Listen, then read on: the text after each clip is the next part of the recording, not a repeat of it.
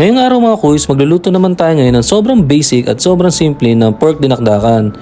Bagay na bagay ito sa ulam o pampulutan, bahala na kayo mga kuys. Tapos ito, nilaga ko lang muna yung maskara, yung nguso at tenga ng baboy. Tapos nilagyan ko lang siya ng toyo at kalamansi, minarinate ko lang siya. Tapos pagkatapos, ihaw na natin yan. Tapos iniwa ko lang siya ng ganyang saktuan laki lang para lahat talaga magpantay-pantay yung pagkakaihaw. Sasaktuan lang natin yung ihaw mga kuys, dandahanin lang natin, ayaw natin ng sobrang lakas yung apoy, baka naman masunog at pumait. Ito nga palang version ko ng dinakdakan mga kuys, hindi ito yung authentic hindi rin ito yung legit. Parang ito ay pambahay lang ba. Kasi usually talaga ang ginagawa talaga nila pag sa ganitong mga dinakdakan, masarap to pag may atay din ng baboy Tapos yung magpapalasa talaga dito sa dinakdakan, yung utak ng baboy.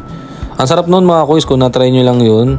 Tapos may ibang version din ng dinakdakan, yung crispy naman, gagamit ng Joel's, tapos palulutungin niya mga kuys. Tapos ako ginamitan ko siya ng torch kasi hindi rin talaga matanggal dun sa baga lang o medyo apoy dun sa baba yung mga balhibo niya Kaya kailangan natin gamitan ng torch talagang para ma-make sure natin na wala tayong makakain na balhibo mga kuys. Tapos ganyan itsura niya nung sinaktuan natin luto. Tapos ito, hiwain na natin yung mga gagamitin natin pampalasa dito sa dinakdakan natin.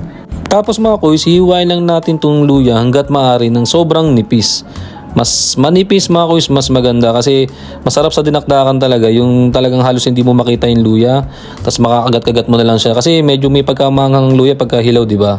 So para sa akin, mas hiwain natin na mas manipis yan kasi itong dinakdakan hindi naman natin to igigisa.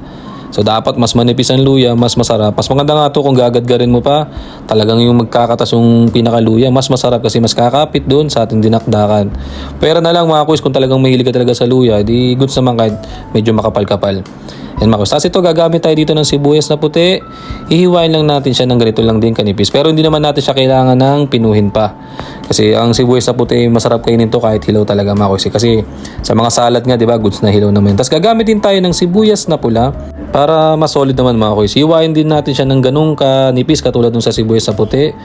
Para sa akin, mas matamis nga itong sibuyas na pula kaysa sa puti. Di ko lang alam kung pare-pares tayo. Pero gusto ko talaga itong sibuyas na pula mga kuys, kahit saan, kahit anong salad, pipino, mas gusto ko talaga siya. Tapos syempre, mas makakatulong din sa ganda ng kulay ng dinakdakan natin, yung kulay na meron tayo. Katulad ito, maglalagay tayo ng siling panigang, may kulay green, tapos may sibuyas na pula, may puti. Ang ganda tignan mga kuys, kasi ang pagkain, pagka maganda ng tignan yan, mas gagana kang kainin mga kuys. Tapos iniwa lang din natin ng ganyang kaninipis yung ating maskara. Tapos ito mga kuys naglagay ako ng liver spread, ladies choice, mayonnaise, tansya-meters lang tayo dyan mga kuys. Tapos ito mga kuys, may kakaibahan nilagay dito. Naglagay ako dito ng Mang Tomas. Hindi ko lang kung na-try nyo na yung mga kuys. Naglagay rin ako dito ng paminta. Naglagay ako ng Knorr seasoning. Tapos naglagay tayo ng suka dito mga kuys. Siyempre yun yung importante sa dinakdakan, yung suka. At kalamansi pang-balance mga kuys sa acidity. At maglagay tayo ng pampaalat na pibisco asin. Mga kuys, itong dinakdakan na to, sabi ko sa hindi ito yung pinaka-authentica. Ito is parang pambahay lang ba?